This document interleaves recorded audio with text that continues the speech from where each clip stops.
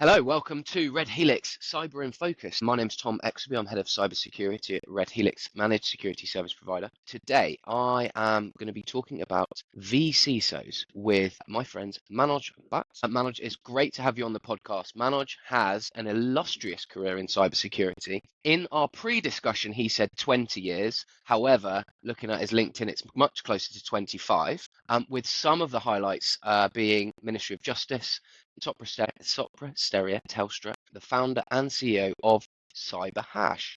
It's great to have you on the podcast. Thank you very much for joining us. I'm really looking forward to this discussion. Thanks for having me, Tom, and super excited. Brilliant. Great to have someone with your level of experience who has spent, as I mentioned, the last 25 years at the nexus of cyber delivery, but also cyber strategy and risk-based discussions. You're really well placed to talk about this topic today. So what are we talking about? vCISOs, CISOs in general, cybersecurity leadership. That's what we're focusing on. And we've seen lots of discussions in the market and across the industry talking about how cybersecurity is now a board level issue, taking it from the analyst level right up into the strategic discussions being had about how businesses are run, what makes them tick, how they make profit, and how they are secure. We know that 25% of UK businesses have a board member who specifically oversees cybersecurity. That's from the UK government 2025 cybersecurity breach survey. We also know that 43% of UK businesses in 2025 experienced a breach within the previous 12 months. So we're at a point where organizations are teetering on the seesaw of recognizing the need for strategic security leadership. Manoj, we've had brilliant discussions about this, whether it be in bars or in our build up to planning this. So my first question to you is, where has the industry got to in understanding the requirement for cyber to be considered at the strategic level? From a cybersecurity perspective, the threats are constantly evolving, but the reality is that they're coming from things like ransomware. You're seeing those threats coming from the traditional methods, and they're growing and growing. From a strategic perspective, it's normally a top 3 risk. From a board perspective, it's definitely up there that the board are concerned about. I was really interested to hear about your stat, actually, around 25% having somebody allocated to cybersecurity. What we certainly find is it's typically a COO or a CFO, or it's somebody who's taken on that responsibility. And generally, they've got to take on, security as part of what they do day to day. But back to your question around that strategic need, we're seeing business interruption. We're seeing regulations really coming out. Those organizations that are regulated, places like financial services or insurance, are definitely becoming more prevalent at a board perspective. Insurance actually says now you need to have somebody at a board level responsible for cybersecurity. Somebody has to carry the can for it. We think of regulated industries, you mentioned too there, insurance and financial services. We think of them as early adopters of new technology. But in this discussion, we're thinking about them from a perspective of early adopters of development of strategy and leadership positioning around security. One of the real challenges with that stat of 25 to 27% are board members who have security that's assigned to them. Actually, they might not have any prior knowledge. It might just be something that's assigned to them to work with the IT director to deliver. That could be a real challenge. Yeah, I'd agree. What we've found from a cybersecurity perspective, people have it tacked onto their day jobs. Getting strategic advice, getting holistic views around what your peers are doing, but also what's the rest of the market doing from a threat perspective and a risk perspective, and manage that risk is really important. The first thing we have to mention is AI. We managed to get 5 minutes through and not mention it, but definitely AI. AI is going to increase that cybersecurity need. We're talking about, if you are driving AI, and most companies are looking at AI initiatives of some sort, it just means that your security gaps and your holes become more prevalent. If you haven't put the foundations in, you haven't put those security fundamentals in, AI is just going to accelerate and break open those holes. It becomes more and more of an AI and a cybersecurity, a third party, and a compliance narrative. What's really interesting about introduction of AI is when we do this podcast, we often talk about the cybersecurity threat landscape. A lot of the time we're talking about technology and tools. Actually, when we're talking about the C-suite and strategic security leadership, the threat landscape also includes things that the business is trying to do. How is the business trying to get value from new tools and new processes, how is it going to impact security? Manoj, you're absolutely right. AI is going to hugely increase the attack surface of the business. I was hosting a roundtable the other week with UK SMB security leaders, a couple of CISOs from larger organizations. As soon as we started talking about AI, there was a real split between those who had locked everything down and had some internal tools. But so far, from what we've seen, most internal tools are reasonably average in their output. The other end of the spectrum, where someone said, I've been told I've got to leave it open, we've got to be able to get benefit from it, but I just feel like it's running away with itself. We have to recognize that the cyber industry overall, and this is where the CISOs, virtual CISOs, fractional CISOs, whatever that looks like, the security leadership has had to fundamentally change and is going to fundamentally change. We have to remember the journey that we've been on, which is ultimately pre-pandemic. I won't go back 20, 30 years and start talking about data centers and all the old kit, because I'm sure lots of people can relate to that. But over the last 7 or 8 years, we accelerated to the cloud, which meant before the pandemic and before COVID hit, we were toying with the idea of getting the right security architecture for cloud environments. We accelerated to the cloud, so we're all in the cloud now. I was joking with somebody the other day talking about, you may remember you had to dial into a phone call and you'd have to put a pin in and then it would say your name after the beep. And we all remember those Cisco type services that we all used to use on WebEx. Now we're at a new age where we've got AI. The world is accelerating. What we have to do as security leaders, and virtual CISOs and CISOs included in this, is we have to think much wider about the business. It's not just about the tech now. It's about how are we affecting the business? What does that look like from a revenue perspective? What's that reputational damage if we were to have an incident? The industry is fundamentally changing. I completely agree. And, this roundtable I was talking about, I spoke to the people there about this, is that actually we've got a brilliant opportunity as security leaders because we're now able to talk directly to a competitive advantage that businesses can build in. However, we hold the keys to be able to do that securely and reduce the risk and impact of doing that and having the bad outcomes that some people will see from using AI. I genuinely believe it's only a matter of time before we have some public incident where a business holds its hands up and says, we went too quickly and we didn't bring security along the journey with us. What's really important, though, is we don't always see a dedicated CISO. We don't always see a dedicated security leader at a board level. Some organizations are large enough to do that, but some don't have that. Typically, what we're also seeing now is you have the information security manager. Sometimes they're all managing security and IT and cloud and the service desk and a whole bunch of other things at the same time. So we're seeing blurred lines. How do you manage all those priorities in a business, particularly for those organizations that are not global businesses that have cyber teams of 20 people? How do you manage that? That's where we're seeing more and more boards asking for external, independent advice to say, are we doing the right things? Could you come and kick the tires and make sure we're okay as part of what we're doing? So we're seeing a lot in that space. And that leads us quite nicely onto the next part of our discussion around the security leadership gap. There's businesses recognizing that you've got people that are leading teams from a technical perspective, but having someone that's going to show up at the board, contribute to a strategic level risk discussion is different skill set than what a lot of people would traditionally associate with cybersecurity. If we go back to our statistic, those 27% that have cyber, thinking, proactively lead it from a board level, that probably represents the larger businesses within the UK.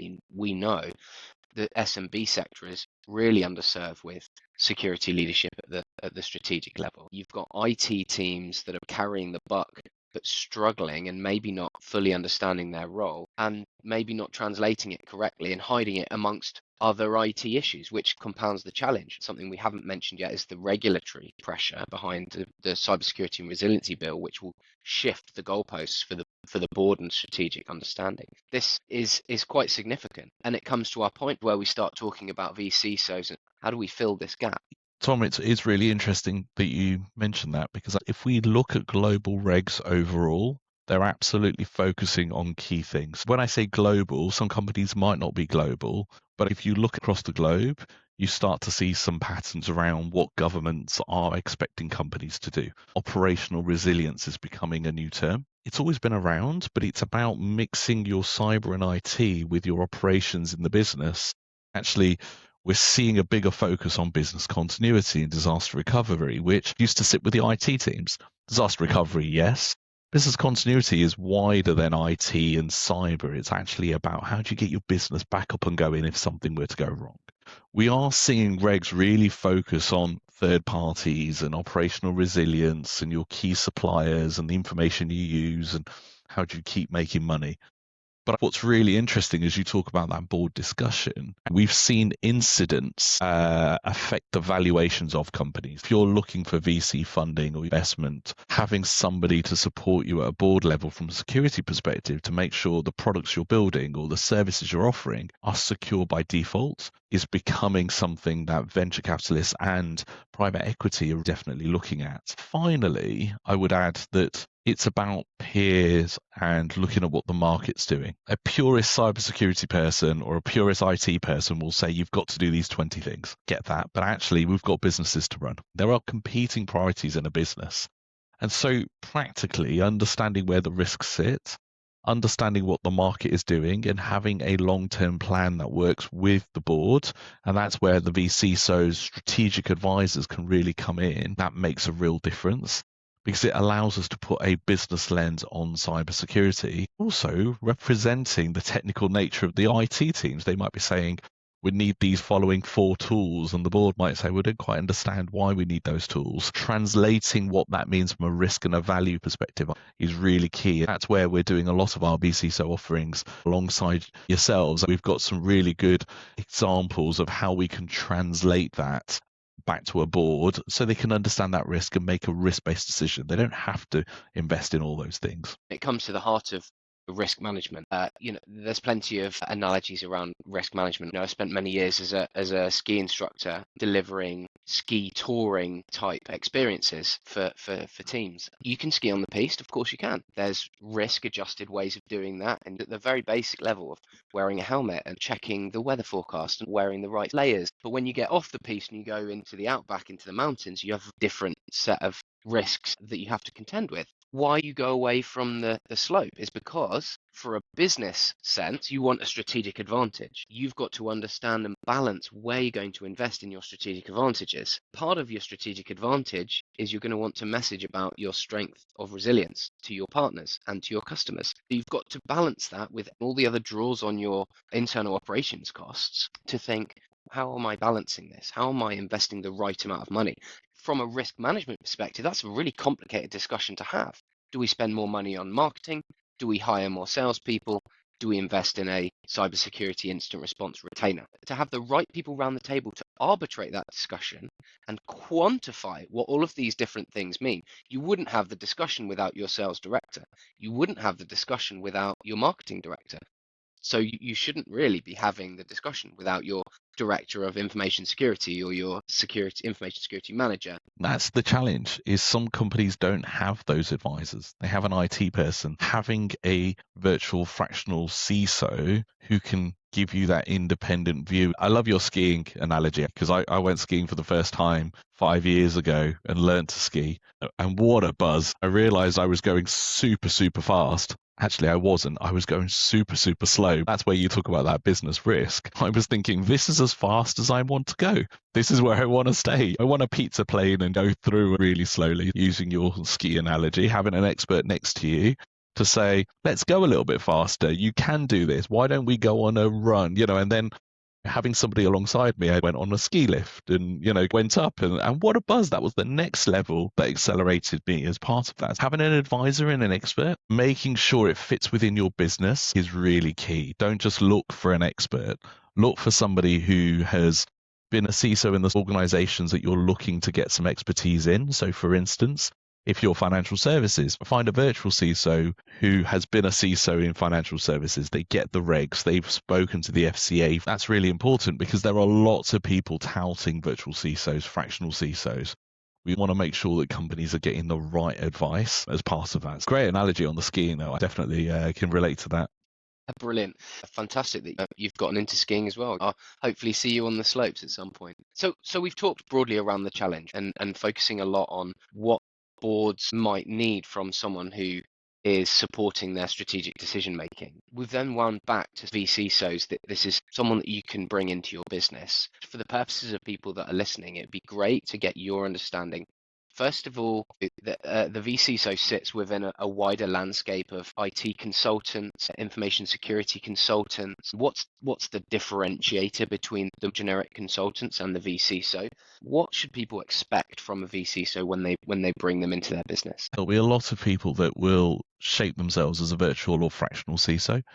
For me, it's somebody who's a strategic advisor to the board. That's really important. If you're looking for somebody more hands-on, that's an information security manager, and actually go out and get one of those as well. You can have a fractional or a virtual information security manager. We're not suggesting that that you can't have them alongside. A virtual CISO is somebody who can relate and talk at a board level and demonstrate why you need to be investing in cybersecurity, but also giving you the guidance around the risks that you can take as a business. It should be about competitive advantage. That's really key. Reducing risks, understanding the threats, understanding the market, talking about the fact that there are some risks you can accept as a business. That's what a virtual CISO and a security leader is about. If we think about that service and what organizations can get out of that service, typically it doesn't have to be full-time. I would argue that if you're hiring somebody full-time, you should probably go out and get a full-time person then. I don't think you need that from a virtual service. It's not cost effective. There's a minimum requirement as well, though, because some companies will say we want somebody 1 day a month, as an example. You can't really get under the covers of an organization. You can't see the changes on a month-by-month basis. You at least need 2 to 3 days a month minimum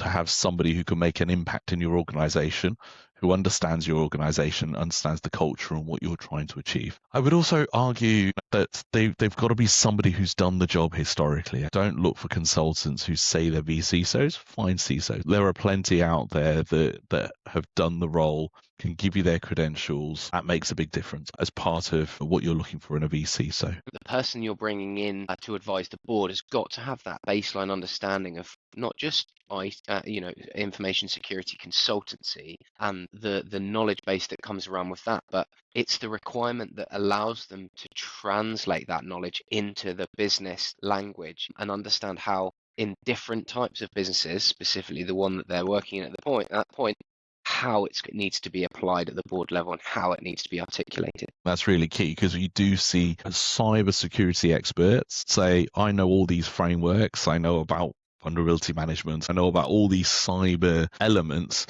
but we always ask the question, so what does that mean for the board? Does that really matter? It's always great asking that so what question. I've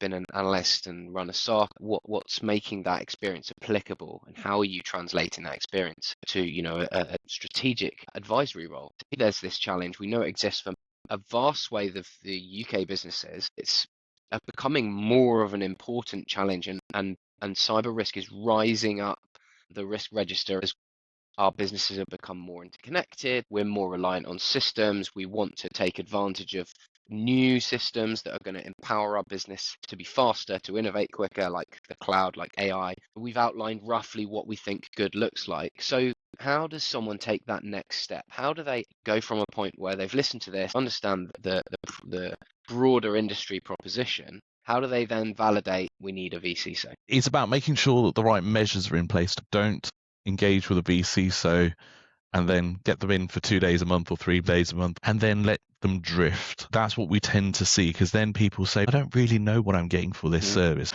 There's some very clear things that we do that we encourage all people to look at. Do an assessment. Utilize your vCISO or get an assessment done to understand your maturity position today. And then give that to the vCISO to say, we need to increase our maturity from A to B. Over the next 6 months, this is what we want you to do. Measure the benefit that they're bringing to your organization. We'll tend to say that there's an onboarding process. You might have a week up front to get them onboarded so they understand the business. There's some clear things that we see in that space as well. Make it clear about what your expectations are from the vCISO and get them to tell you what they're going to drive on a monthly basis. What are they going to give you? What meetings are they going to hold? What are they going to look at from a strategy perspective? Have a strategy that they're ticking off as they go along. One thing that we see quite a lot of is getting the vCISO to be a unicorn that does everything. What we mean by that is, I need some policies developing. Could you do that? I need you to just have a quick look at this architecture. The more you distract them from the strategy, the less they're going to drive your business forward and be that strategic advisor. Sometimes you're overpaying for it as well. If you're getting them to write documents, you can probably get a junior consultant to do that. That's not a vCISO. That's not a fractional CISO. That's not a security leader. Of course they can do it. They've probably done it many times over, but it's not an effective use of their time, doesn't give you value for money. Back to sectors and making sure somebody is in the right sector for your organization. And we're seeing this particularly in the retail sector at the moment. With the incidents that have happened, there's a greater focus in the retail sector, making sure that they are secure. Interestingly, we're seeing that the retail sector works quite differently to other sectors. If you want a virtual CISO, you really need somebody who's been in and around that sector, who understands about customer insights and under data analytics platforms and able to utilize that data to have a better view of our customers. So if you then had a virtual CISO that said, oh, we shouldn't be doing all of that and putting all this data in a data lake, etc., that just never worked from a culture perspective. Having the right CISO, measuring them, making sure that we have clear outcomes of what they should and shouldn't do, and then having somebody that's within the right sector and cultural fit for you, really 4 areas that people should look at. Brilliant. I love the narrowing that down into 4 areas, and that's really straightforward list that people can take away and think, okay, these are the things that I know I should be looking for. I love your story about overpaying for policy development. It's a common issue where they're asking for one thing, i.e., maybe a CISO, maybe a fractional CISO, but then they're specking on the spec sheet a whole different thing, right from analyst level qualifications that they think these people need to have.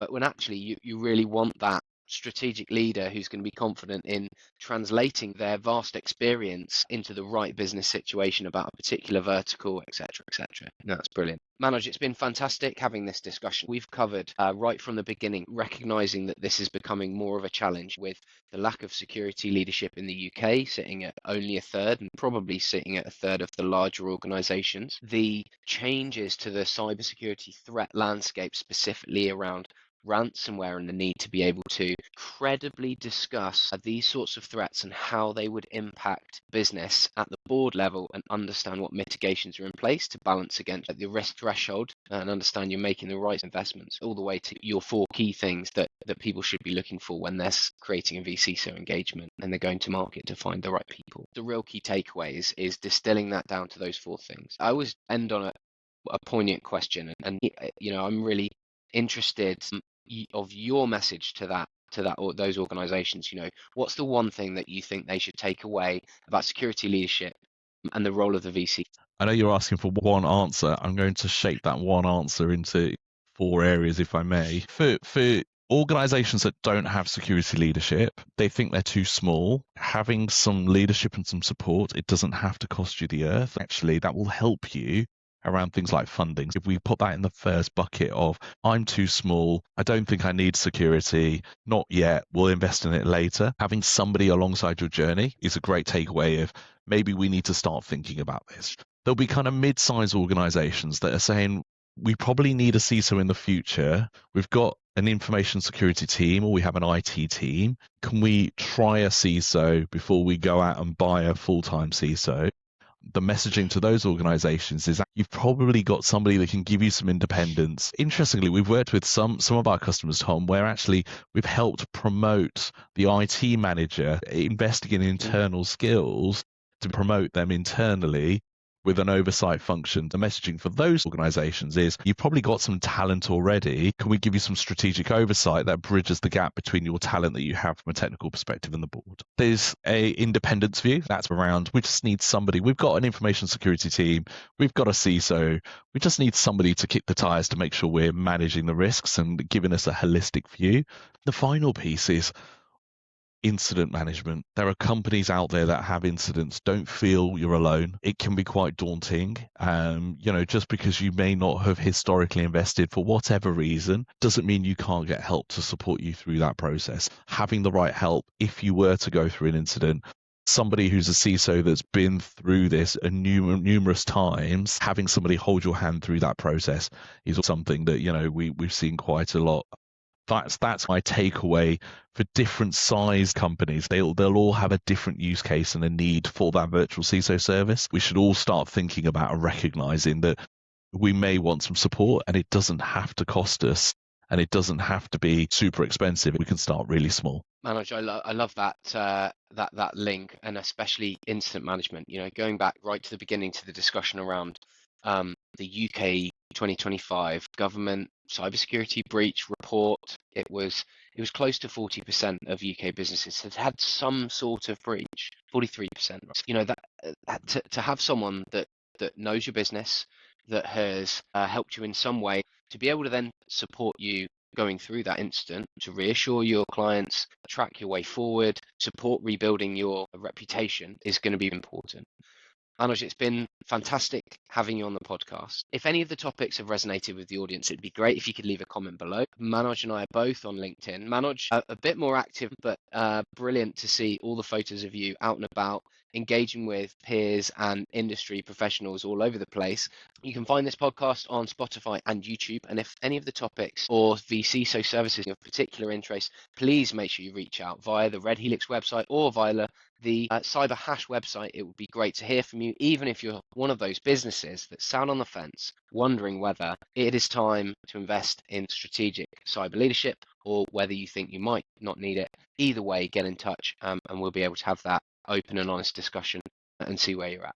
Manoj, thank you very much. I know that we will be having more discussions on the podcast.